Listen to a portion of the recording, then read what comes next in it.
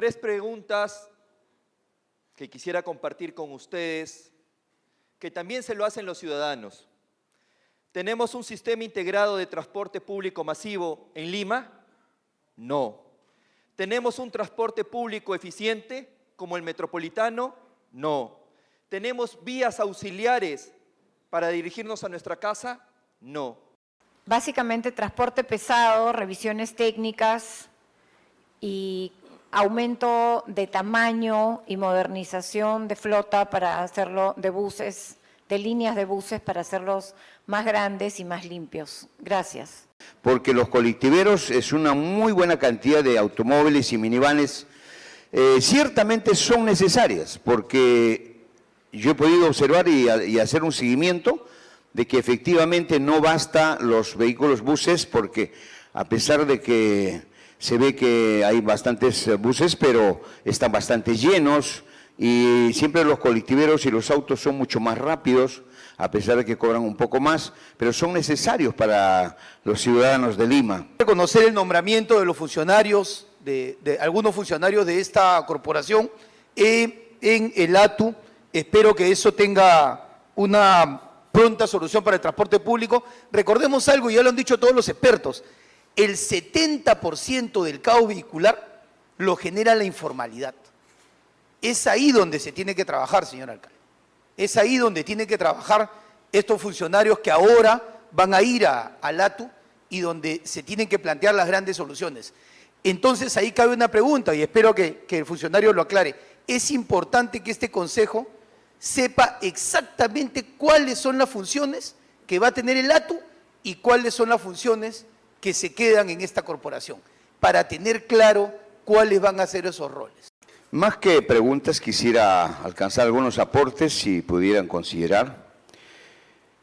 Si contamos con una cantidad de fiscalizadores en transporte, ¿por qué no utilizarlos a estos fiscalizadores en zonas críticas, como son ya conocidas, identificadas? Por ejemplo, Juan de Arona, Arenales y Javier Prado, Vivanco con Brasil, zonas que ya son identificadas, Huánuco en Barrios Altos, donde se produce precisamente todo un cúmulo de vehículos y ahí vienen los robos y asaltos también.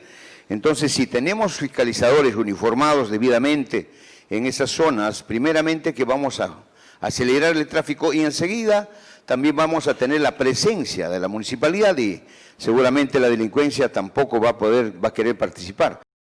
Vamos a suponer que sean 100.000 autos que se han afectado por esa norma.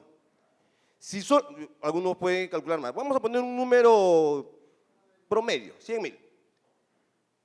Y si este vehículo, este auto, que lo vamos a sacar de circulación en algunos días, solamente hablamos de un pasajero, o sea, no estamos hablando de que ese carro va a llevar a 2 o 3 más, solamente una sola persona en ese carro. Vamos a sacar a 100.000 personas de la posibilidad de movilizarse en un auto. Y esas 100.000 personas van a tener que ser asumidas ¿por quién? Por el transporte público. Pero el transporte público, señores, también está colapsado. O sea, ¿quién va a recibir a esas personas? Final. Creo que todos coincidimos aquí el día de hoy de que el transporte público ha colapsado y definitivamente esta ordenanza va a generar mayor demanda de transporte público. Si el transporte público ha colapsado como está ahora, esto va a agravar la situación.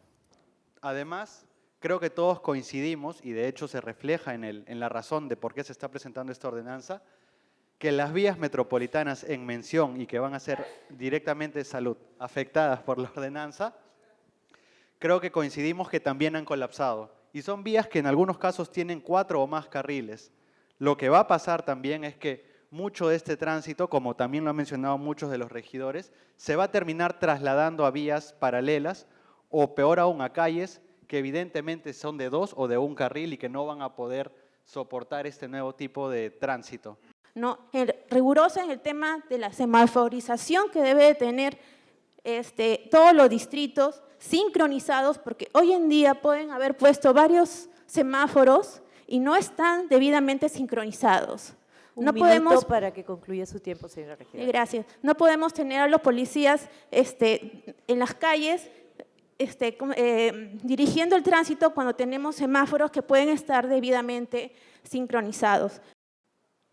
Entonces, señor teniente alcalde, improvisación más un transporte colapsado, un transporte público que apenas atiende a un promedio del 15% de la población, 300.000 taxis a decir de los técnicos, 11 millones de personas, ¿qué nos dan? Nos dan una explosión. Y a eso hay que atacarlo, porque hay que atacarlo con propuestas inteligentes. Primero se hubiera terminado la vía del Metropolitano hasta Chimpu-Ogllo. Primero deberíamos esperar los avances un poco más de la línea del metro, que toda la zona de Lima Este está colapsada y no se puede llegar. Pero no, se plantea esto. ¿Qué va a hacer de los vecinos de La Molina cuando pretendan salir en la mañana por la Javier Prado? No van a poder salir. Van a tener que tratar de salir por el cerro, un cerro colapsado, por el Cerro Centinela. No, porque no hay otra vía. ¿Qué va a pasar con los vecinos de San Juan del Lurigancho? Cuando pretendan salir, van a encontrar la Panamericana cerrada para ellos y van a tratar de salir por el túnel Santa Rosa y van a encontrar Tacna también cerrada para ellos. Los que quieran tomar la Javier Prado no van a poder usar la vía alterna natural que es Canadá, porque Canadá también va a estar cerrada. O sea, improvisación, falta de criterio. Un minuto para que culmine el tiempo, señor regidor. Entiendo muy bien el espíritu de la ordenanza, entiendo muy bien qué es lo que se quiere lograr y es lo que todos queremos, una ciudad ordenada donde todos podamos usar el transporte público eficiente. Pero, en mi opinión, la ciudad no está preparada para esto. No tenemos un sistema integrado de transporte. En segundo lugar, no vamos a reducir la cantidad de vehículos que van a circular por Lima, solamente los vamos a mover de sitio. Y estas vías que van a colapsar son las vías distritales. Lamentablemente, nos hemos enterado por las noticias que este proyecto no ha tenido coordinación con los alcaldes distritales y son ellos quienes se van a llevar la peor parte de esta ordenanza, que son vías distritales colapsadas. Es entonces que yo creo que la motivación de la ordenanza es correcta, pero todo está muy apresurado.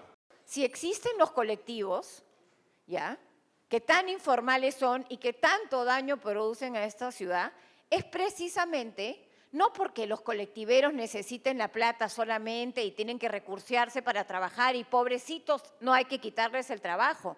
Es porque existe una oferta de pasajeros y existe una oferta de pasajeros porque no hay ómnibus suficientes, no hay unidades, no hay suficientes unidades, ¿ya?, de ómnibus, de transporte público, ni de metropolitano, y del metro ni hablar, pero eso no nos compete, como para que los colectiveros no encuentren un buen negocio, y menos aún para que los usuarios, que somos todos nosotros del transporte público, y yo quisiera realmente que existieran las condiciones para que todos nosotros, todos los ciudadanos, o la gran mayoría de los ciudadanos, pudieran movilizarse por transporte público, ¿ya? Pero si no existen las condiciones de seguridad y sobre todo de capacidad, ¿no?, ¿para qué van a salir los colectiveros si tienen negocio? ¿Para qué vamos a...? Entonces, esta norma, que no ha puesto la palabra piloto, que no tiene un plazo de existencia, ni tampoco ha establecido mecanismos, como conversamos, de en qué momento se empieza y en qué momento se termina y cómo se va a llevar a cabo la evaluación de este proyecto, ¿no?, de este piloto, entre comillas, ¿ya? Entonces, ¿de qué estamos hablando? Quieren retirar a los usuarios que tienen sus unidades particulares cuando no son ellos los que causan el tráfico. Y todos acá, los presentes han podido ver el video que les he enviado, donde los causantes en todo Lima Norte no son los particulares, son los buses, los interprovinciales, el transporte pesado, el desorden que esos generan y la falta de fiscalización, tanto municipal como policial, son los que generan todo ese congestionamiento. La intervención tiene que ver básicamente con lo siguiente. Cuando estamos hablando del tema de pico y placa, la intervención se da como si el pico y placa fuese un éxito. Y yo no lo veo así. Porque lo que estamos viendo nosotros es la foto de aquellos sitios donde se ha implementado el pico y placa. Y puede ser que en algo se haya aligerado el tema del tránsito en estos corredores donde se ha aplicado el pico y placa. Pero si nosotros empezamos a ver la foto de las rutas que los ciudadanos toman como alternativa, estas rutas se vuelven cada día mucho más caóticas. Caquetá ya era caótico antes del pico y placa. Ahora con el pico y placa es mucho más caótico. Abancay ya era caótica antes del pico y placa. Ahora con el pico y placa es mucho más caótico y ese caos no se inicia necesariamente en Abancay, sino se inicia desde el Malecón Checa en San Juan del Lurigancho. Saludar que la apertura al diálogo y la participación que nos permita sugerir nuestras propuestas que seguramente van a alimentar a todo lo que podemos delinear a una solución integral del transporte.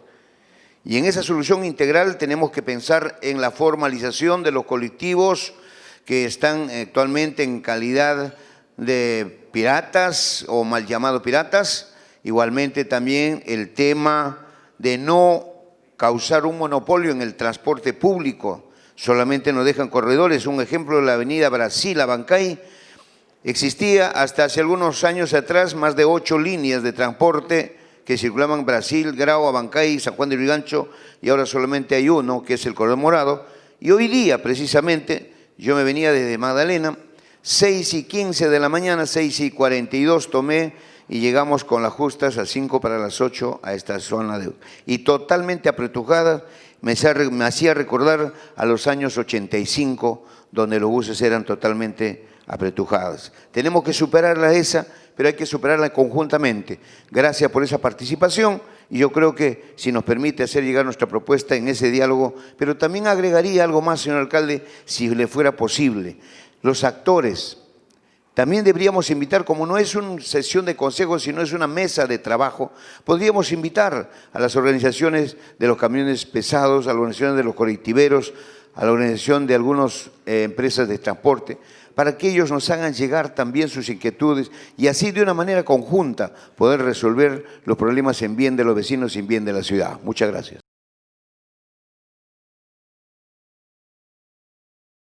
Sobre el tema del transporte pesado, de los que llevan los ladrillos, las piedras para diversos sitios y construcciones. Estos señores verdaderamente malogran la pista de lo que son para vehículos menores. Obstruyen el tráfico, son tremendos camiones, obstruyen el tráfico y aparte de ello se instalan en las vías principales que está prohibido estacionarse esos camiones de carga pesada. Las pistas están malogradas. El alcalde puede tener buena voluntad del distrito de mejorar la pista, pero estos transportes que pululan sin control alguno, la verdad que es lamentable. Entonces yo quisiera pedirles a los señores y también a usted, señor alcalde, que de repente los invite también a que expongan en la asamblea de alcaldes este problema de tránsito para que ellos puedan tomar las acciones pertinentes en los diferentes distritos y no se sigan malogrando las pistas ni obstruyendo las vías principales que corresponden a Lima Metropolitana. Y finalmente, si se puede hacer algo para prohibir el tránsito pesado y solamente permitirlo de 10 de la noche a 5 de la mañana, por ejemplo. Lo otro es que lo único que va a solucionar el transporte en Lima son dos cosas. Uno, el transporte masivo, para la cual no estamos nosotros desarrollando ninguna otra propuesta. Y lo otro es lo que yo dije la vez que se votó el tema de pico y placa, que el problema del transporte caótico en la ciudad de Lima es el transporte pesado, señores. Y yo hago uso de la palabra porque me entra una gran interrogante, porque yo, a ustedes les consta, solamente intervengo de manera puntual para temas puntuales. ¿Pero por qué intervengo?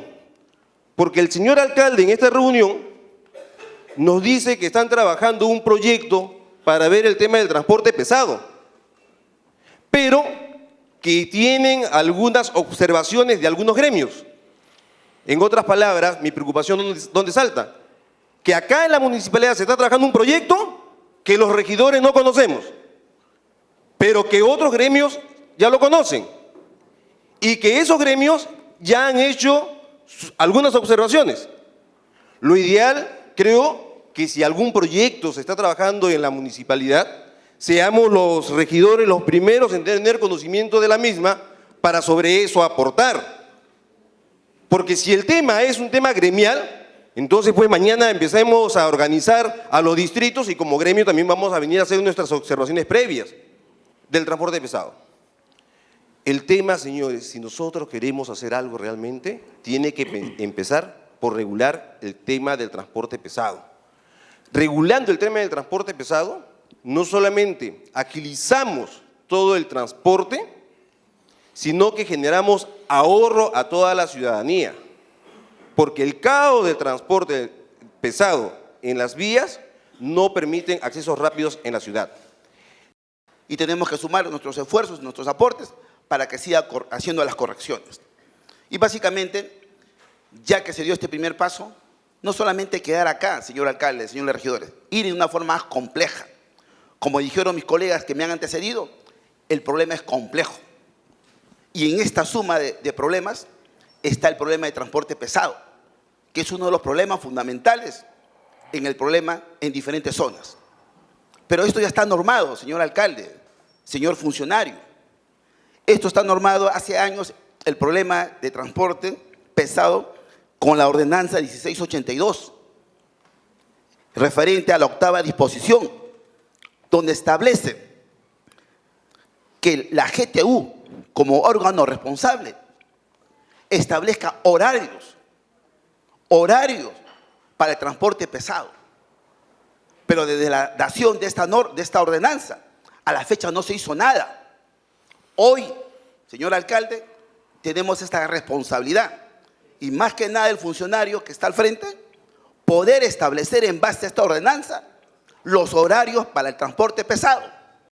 Y lo pongo en mesa, hacer una ordenanza, porque yo creo que esa sí sería aplaudida, porque muchísima gente, que es la que se comunica con nosotros, porque somos 39, que somos de alguna manera la voz de la ciudadanía, nos dicen que mucho del congestionamiento lo producen el transporte de alto tonelaje.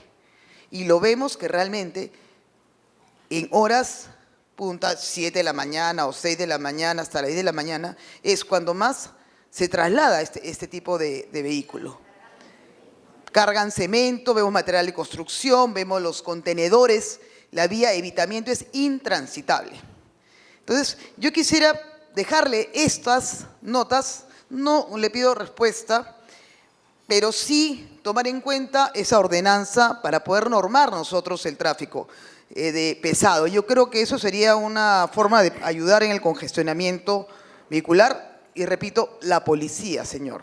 El tema de pico y placa, obviamente dentro de Lima existen diferentes realidades. Tal vez en algunos lugares haya solucionado en parte el problema, pero en otros no. Y estoy hablando tanto en la Panamericana Sur como en la Panamericana Norte. Tal vez se aligera o se flexibiliza mejor el tránsito cuando se ve que no hay carga pesada. Algo que no se ha dicho, por ejemplo, es acerca de la sobrecarga vehicular que tienen las vías de nuestra capital. Diariamente salen a circular en Lima cerca de 1000 vehículos. Son 300.000 vehículos al año, vehículos nuevos. Creo que podría ser volver a tomar el tema del chatarreo, por un lado, exigir más bien que se cobre a los vehículos más viejos y no a los nuevos. Un impuesto especial para estos vehículos viejos y que la gente tome la decisión de mejor cambiarlo, ¿no?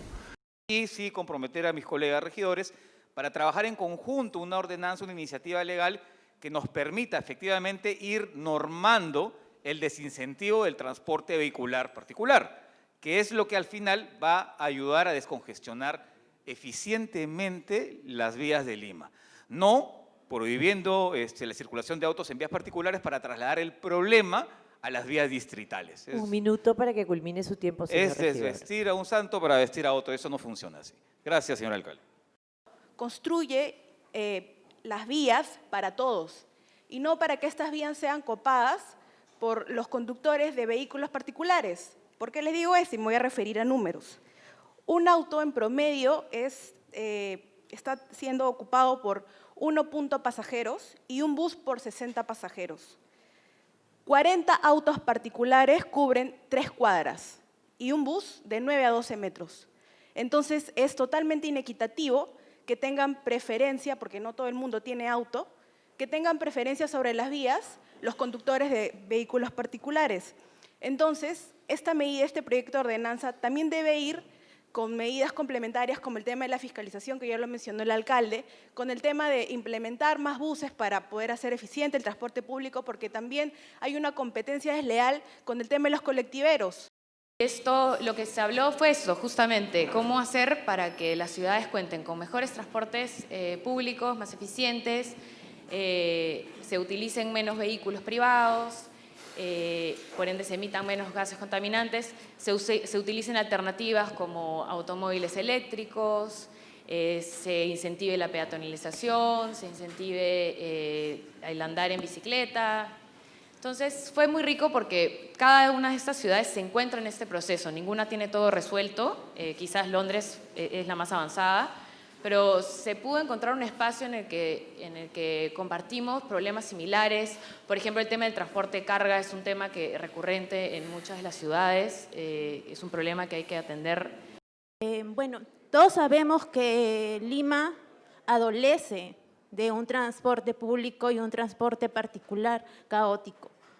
El tema está en la estructura de nuestras calles, no tenemos autopistas, no tenemos una estructura vial diseñada para abarcar tanto auto. El tema también no solamente va por el tema de que tenemos un parque automotor excesivo, sino el tema también va por el tema del transporte público. Y aquí me quiero referir a las personas que van de a pie, no solamente a las personas que manejan, sino a las personas que tienen que tomar una combi, una cúster, un metropolitano o tienen que tomar un corredor. Estas personas, y me refiero sobre todo a las personas que son madres de familia, que llevan cargado a niños, 1, 2 o 3 niños, que en el pleno metropolitano tienen que esperar horas y horas para poder entrar. Incluso en los corredores, en las combis y en las cústers, ¿qué pasa? Los choferes y los cobradores tratan mal a las personas. No respetan las señales de tránsito, no respetan los semáforos, no respetan al peatón. No se dice nada de vías alternas en la Panamericana Norte, porque no hay. Si las hubiera, la gente, para tocar el tema, y espero tocarlo luego, no pagaría peaje. Pero no hay vías alternas. Venir de Ancón, agarrar el óvalo donde comienza el pico y placa y tratar de llegar al centro de Lima, es un infierno para las personas de Lima Norte. Las personas del sur, que viven en las playas, Lurín y esta zona de Pachacamac, tienen que hacer transbordo en el puente Alipio. Yo no quiero irme por el lado de la prohibición, más bien quiero irme por el lado cívico. Ese dinero que se recaude a través de esta tasa mensual que pagarían quienes quieran tener el derecho de circular por las avenidas que restringen el pico y placa, el centro histórico, sería administrado por EMAPE, que es la propuesta dentro de lo que vamos a presentar, y serviría para el mantenimiento de vías, para la adecuación de ciclovías y para facilitar también la adecuación de esta infraestructura vial pública a favor de las personas de discapacidad. Yo lo vi ayer en todos los medios de comunicación, creo que lo han visto muchas personas, subir a una silla de ruedas, sentarse en una silla de ruedas y sentir de cerca la, situación y la realidad de una persona que tiene problemas de discapacidad. Está bien, saludo, y lo saludé en mis redes personales también, de que después de tantos años en gestión pública haya tomado la decisión de sentir de cerca la realidad de una persona con discapacidad. Pero hay que llevarlo a un plano de acción más allá de lo que significa sensibilizar a las personas. Yo sí estoy de acuerdo con que haya salido en todos los medios. ¿Por qué? Porque de esa manera traslada la sensibilidad hacia el resto y le hace un ejemplo a los ciudadanos de lo difícil que es circular en esas condiciones. Y no me va a negar usted, señor alcalde, que nuestra ciudad es una ciudad muy hostil hacia las personas con discapacidad. Un minuto para... Yo, señor alcalde, ya que hace unas semanas conversamos sobre la posibilidad de impulsar una iniciativa legislativa sobre un impuesto al tráfico. Estoy proponiendo más bien, y la próxima semana lo voy a presentar en un proyecto en la Comisión de Transporte, a la que no pertenezco, pero igual creo que soy libre de poder presentar un proyecto ahí, para que se pueda fijar una tasa para aquellos que quieran circular por el centro histórico de Lima y las avenidas en las que implica en este momento el tránsito por la restricción en pico y placa. ¿De qué manera vamos a empujar esto? Queremos que, en lugar de prohibir, desincentivemos el uso del transporte particular privado. Si quieres circular por la avenida Javier Prado, por la avenida Panamericana, si quieres ingresar al centro histórico, vas a tener que pagar una tasa. Como ocurre en otros países, se le llamó el impuesto al tráfico también. Le estamos dando forma dentro de la bancada de Podemos, vamos a compartirlo después con la Comisión de Transporte y buscamos el apoyo de todos acá, porque se trata de digamos, proponer soluciones. Buenas tardes, señor alcalde, señores colegas regidores y funcionarios. Señor alcalde, por su intermedio, cuando se debatió este proyecto de ordenanza, hubimos algunas voces que decíamos que esto no podía hacerse porque se estaría restringiendo el libre tránsito, que la ley permite que las personas puedan tener acceso a ciertas vías. Sin embargo, comprendimos algunos que esto tenía que ver mucho con la posibilidad que menos personas particulares pudieran usar sus carros y más bien usen, ¿no?, los medios de transporte masivos, porque ese es el objetivo. El objetivo era que usen los medios de transporte masivos y que esos transportes masivos, nosotros como municipalidad tuviéramos que tener un criterio de cómo lo adecuábamos más allá de los metropolitanos, sino también los otros tipos de transporte que son particulares. La pregunta es, ¿eso se ha logrado? Por lo menos inicialmente en este primer tramo. La ordenanza habla en la 5ª disposición complementaria que como es una ordenanza, que es un proyecto piloto, porque hay que entenderlo así, que es así, en esa 5ª disposición se ordena que se haga una evaluación mensual, permanentemente mensual. Y esa evaluación no la hemos recibido, no sé si ha habido, no sé si ha llegado un informe de la gerencia hacia la Comisión de Transporte mensualmente, como ordena la ordenanza. Eso es lo que estamos nosotros revisando ahora, ¿no? Y preocupa mucho porque al no existir esta evaluación o al no tenerla nosotros, no podemos medir qué cosa es lo que ha ocurrido.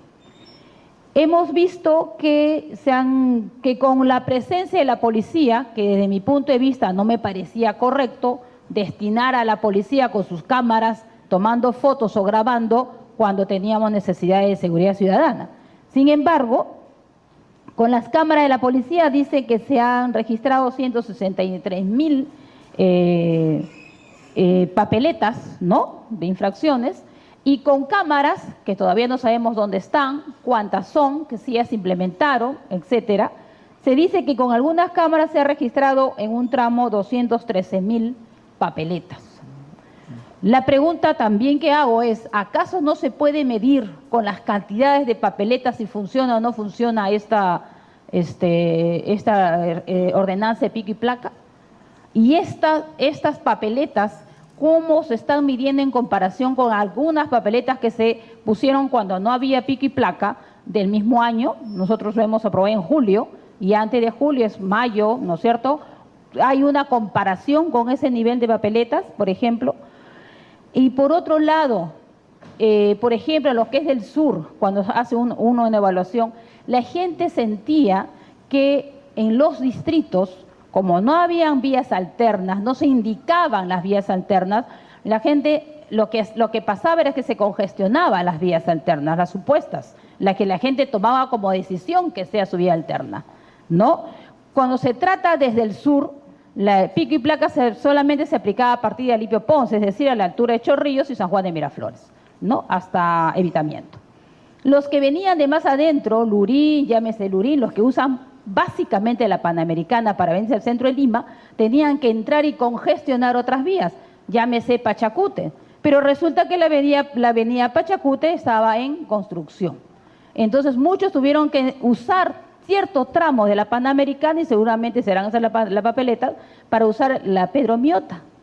Y la Pedro minuto Mieta para te lleva a la culminar su Pachacute tiempo. y te lleva a la Panamericana.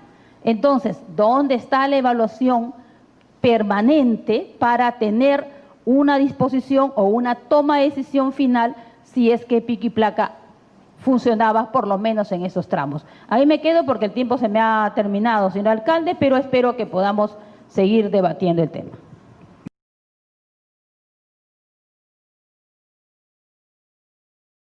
Sobre acerca de la capacitación que se está dando a los fiscalizadores, choferes de los alimentadores y los carros del metropolitano.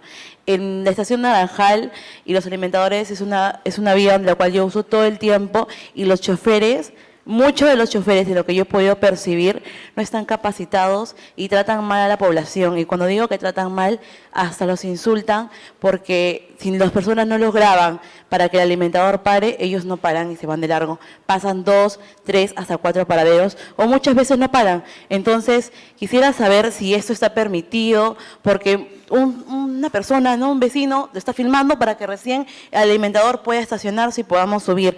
Y todavía el chofer, de forma prepotente, le empieza a gritar. Entonces, creo que como ciudadanos nos estamos sintiendo lastimados por este tipo de choferes que no están representándonos y también no nos están haciendo quedar bien a la gestión. Y Todos coincidimos, además porque lo vivimos y lo sentimos, que Lima tiene problemas vehicular altamente, incluso riesgoso, ¿no? Y todos sabemos que hay paraderos informales que lo generan las propias usuarios y que en conveniencia con los transportistas, obviamente, usan esos paraderos. Todos sabemos que a la mitad de pista se paran los carros, cualquiera que fuera, si sea buses interprovinciales, y dejan pasajeros y suben pasajeros. Esto no lo podemos llamar como que, eso obviamente es un caos, ¿no?, vehicular, pero que tiene una responsabilidad que cae sobre la municipalidad y también sobre el Ministerio de Transporte. Pareció que es por eso que a veces es importante ir a otras ciudades y ver cómo funcionan las cosas, no solamente leerlas, sino experimentarlas. Y en pocos días pude hacerlo y me llevé muchas cosas importantes y creo que la funcionaria Elvira Ávila, aparte de demostrar sus capacidades como profesional, ha podido llevarse muchas cosas interesantes. Y luego del taller, el primer día fueron 2 días, bueno, intensivos de taller, pero el primer día, luego de eso, fuimos a visitar el sistema de transporte de Medellín. No sé si han tenido la oportunidad de estar ahí, pero Medellín cuenta con un sistema de transporte integrado que realmente es un referente no solamente para América Latina, sino para el mundo.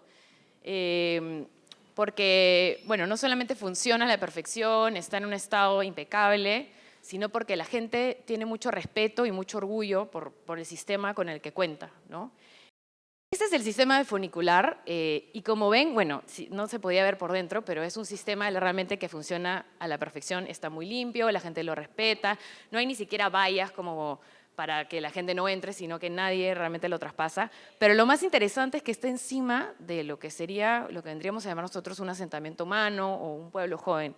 Si uno ve por debajo y va a los puntos donde llega este transporte, es gente que vive en condiciones, pobre, ¿no? En condiciones no deplorables ni nada, pero es gente que ha ido construyendo de a pocos, se ha salido de la informalidad y poco a poco se están formalizando, están teniendo necesidades básicas, pero cuentan con este sistema de transporte que realmente los dignifica, ¿no? Que hace que sí, ok, viven en este tipo de condiciones, pero cuentan con algo que pueden sentirse orgullosos y que pueden transportarse de una manera digna.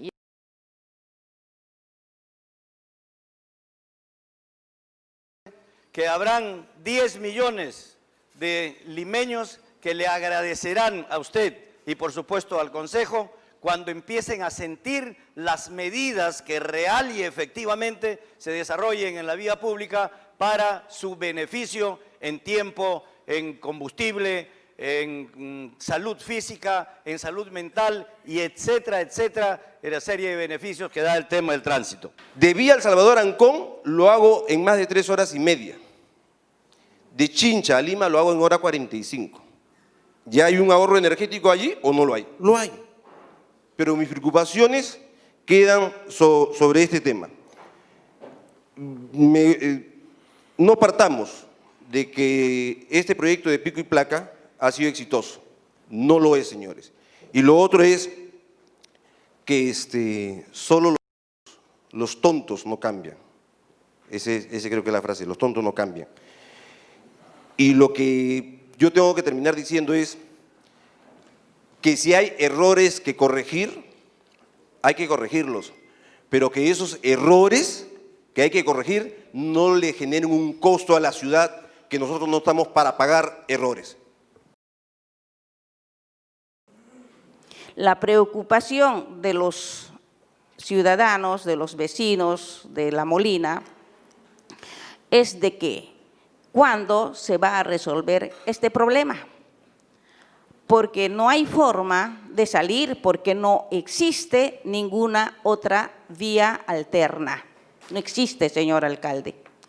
Entonces, la población tiene que salir muchas veces a partir de las 4 de la mañana para poder alcanzar al menos un poco de tranquilidad para circular con su vehículo. Y es mi caso también, señor alcalde. Yo normalmente salgo 5 de la mañana y llego aquí cerca de las 8 de la mañana. Imaginará usted cómo pasamos nosotros en esta zona. Es lamentable, señor alcalde, que esté pasando esta situación en este sector. No solamente se aproximan los vehículos de los distritos que he mencionado, también de Ate, de Santa Anita, y así sucesivamente vienen otros distritos, ¿no? Los vehículos se acercan hacia la avenida Javier Prado. Un minuto, ¿Qué señora es lo regidora. que, sí, voy a acabar. ¿Qué es lo que plantea la comunidad allá en La Molina? Plantea de que desde el óvalo Huarochirí, señor alcalde, ¿no?, hasta el Trébol se suspenda, señor, pico y placa. Al menos eso haría de que que circularía con mayor facilidad las personas que viven en estos sectores, desde el óvalo Huarochirí hasta el Trébol, señor alcalde. Buenos días. Sí, primero, bueno, quería decir que si bien yo no estuve de acuerdo con la medida cuando se aprobó, porque bueno, consideraba y considero que debía ser implementada con medidas complementarias como el incremento de la flota de buses de transporte público y bueno, y otras. Sí debo aceptar que de manera personal sí he visto algunas, me ha favorecido en las rutas que yo tomo normalmente, que son la Vía Expresa, la Javier Prado. La verdad que sí he notado bastante fluidez, he llegado más rápido a los puntos que tenía que ir, mucho más rápido que antes. Y bueno, y ahí hay que aceptar que, bueno, de manera personal no puedo hablar por el resto, sí he visto cambios positivos hacia lo que es mi día a día. Claro, las vías alternas igual yo las veo congestionadas y por eso digo que no puedo hablar por el resto, pero es mi experiencia personal. Tampoco sabemos cómo va la transferencia del ATU. Entonces, yo sí le quiero pedir a la presidenta de Transporte, esto no lo tomemos como un debate personal. Esto no es un tema de yo quiero fastidiar a la gestión, no. Eso tomémoslo como un tema de acciones donde el Consejo Metropolitano tiene que ser informado. No tenemos que escuchar una conferencia de prensa porque la verdad la gente entiende poco lo que es la ATU, entiende poco la responsabilidad que tiene ahora la Municipalidad de Lima y entiende poco qué es lo que está pasando con los corredores. La gente lo que quiere es un transporte digno, un transporte humano y un transporte donde haya la facilidad de poder llegar a sus trabajos sin tener que sacrificar horas en el camino. Desde el momento que se aplicó el pico y placa, podemos decir de que algo ha mejorado el tránsito. Pero me pregunto, ¿es eso suficiente? ¿Estamos satisfechos con eso? Y la impresión y mi respuesta es de que en definitiva no. Lo que sí estamos seguros es de que podemos decir de que cuando haya mayor fluidez en el tránsito, habrán mucho más tranquilidad emocional de parte de los conductores. habrá mucho más orden, habrá mucho más limpieza, porque de lejos el problema actual, el mayor problema de la ciudad es el tránsito en la ciudad. Si mejora el tránsito, mejorará inclusive la seguridad. Entonces, eso nos trae a tratar el tema con la mayor intención de mejorar las circunstancias.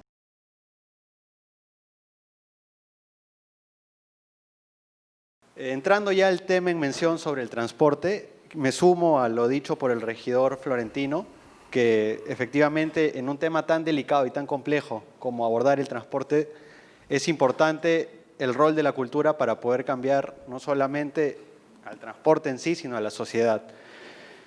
Creo que todos coincidimos en que el tráfico en Lima ha colapsado y el parque automotor es uno de los grandes culpables de ello, además de las brechas que existen en el transporte público. Pero también es importante resaltar la brecha que existe en lo que es transporte no motorizado.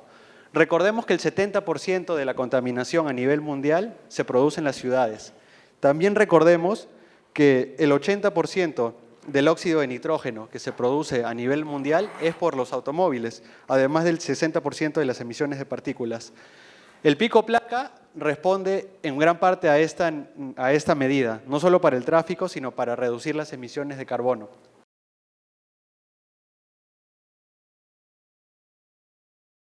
La realidad es que no se siente. No se siente la acción por parte nuestra, por parte de la municipalidad. No se siente. Hace unos meses, cuando hablamos de la ordenanza acerca de pico y placa, yo también me opuse, se habló de la cantidad de ómnibus de los corredores que salían. Y se dijo, por ejemplo, que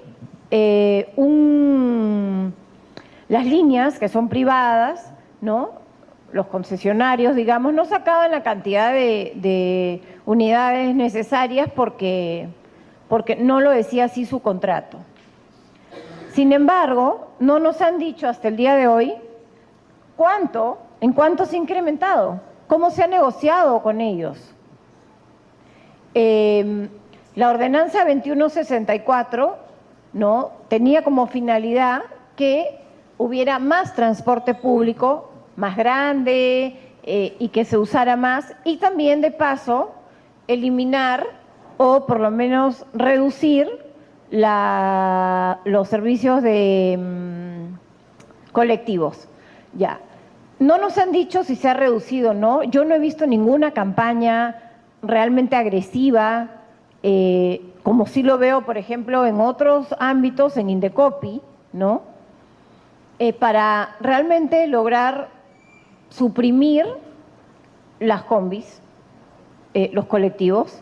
No veo que haya una información a nuestra disposición de cuántas unidades más se han negociado y cuántas unidades más han salido ya a cubrir la supuesta necesidad. Por otro lado, no veo que estemos pensando tampoco en el ciudadano.